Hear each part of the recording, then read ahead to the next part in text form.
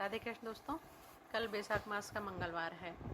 कल का स्नान हमें कैसे करना है, क्या हमें दान करना चाहिए और इस दान से कितना हमें फल मिलता है, ये मैं आपको इस वीडियो में बताऊंगी। तो मंगलवार होने की वजह से आप, जैसा कि मैं हर वीडियो में आपको बता रही हूँ कि बैसाख मास में हम जितनी जल्दी उठते हैं, मतलब सूर्योदय से पहले उठते हैं, तो उसी का हमें बैसाख मास का फल मिलता है।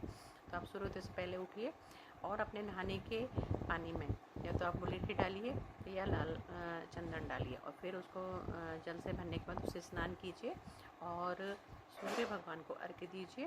तांबे के लोटे में आप थोड़ा सा लाल चंदन डालिए, सिर्फ आपको लाल चंदन डालना है और फिर सूर्य भगवान को अर्घ्य दीजिए। अगर आप सूर्योदय के समय देते हैं तो 3 बार दीजिए और अगर 8 बजे तक देते हैं तो 4 बार दीजिए। तो उसके बाद सीधे हाथ से आपको 3 परिक्रमा सूर्य भगवान की लेनी है। और मंगलवार होने की वजह से किसी भी हनुमान जी के मंदिर में, प्राण प्रतिष्ठित आपके पास हनुमान जी का मंदिर हो, तो वहाँ पर आप मसूर की दाल का दान करके आइए। जितना आपका सामर्थ्य है, 1.25 किलो तो मिनिमम आपको चढ़ानी ही है, लेकिन आप उससे ज़्यादा भी चढ़ाएंगे तो आपका सामर्थ्य है। आप अगर मसूर की दाल चढ़ाएंगे तो उसका आपको कई गुना फल मिलेगा।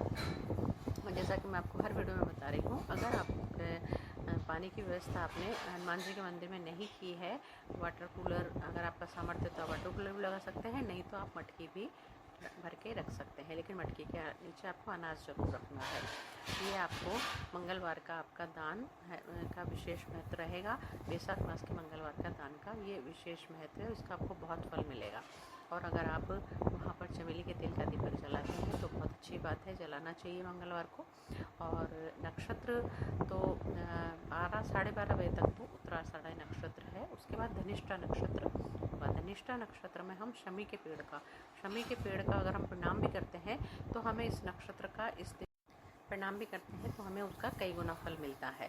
तो अगर आपके आसपास शमी का पेड़ है तो वहाँ पर जितना हो उतना जल चढ़ाइए, पक्षियों के लिए जल की व्यवस्था कीजिए और चींटियों के लिए शक्कर का पूरा आटा और घी मिश्रण मिला के चींटियों पे जरूर डालिए।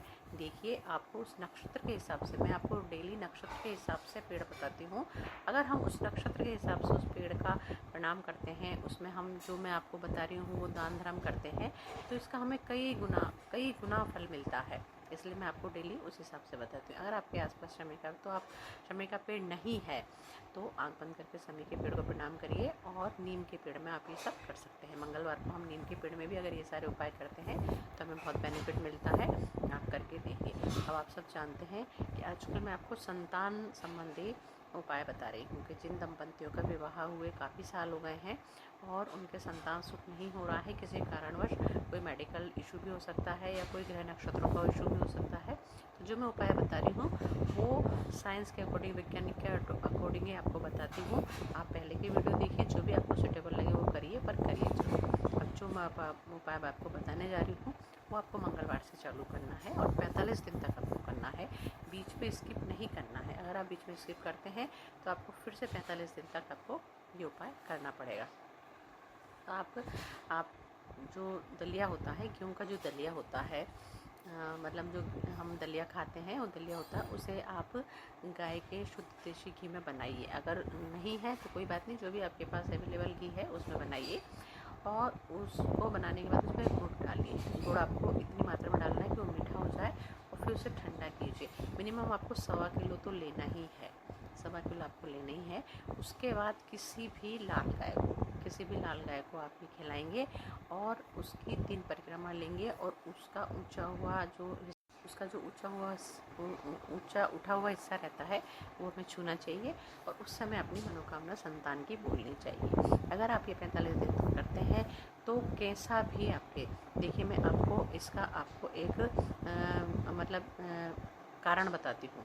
तो लाल गाय है वो मंगल का कारक है, मंगल का दलिया है वो मंगल का कारक है, और जो स्त्रियों का पेट होता है वो मंगल कारक के अंदर आता है। अगर आप ऐसा करते हैं तो आपके जो हिस्सा है, यूट्रस है, जो पेट का हिस्सा है वो प्रभावित होगा, मंगल ग्रह प्रभावित होगा और आपको बेनिफिट 100% मिलेगा। आप करके देखिए विश्वास के साथ। और ये बहुत छोटा उपाय है।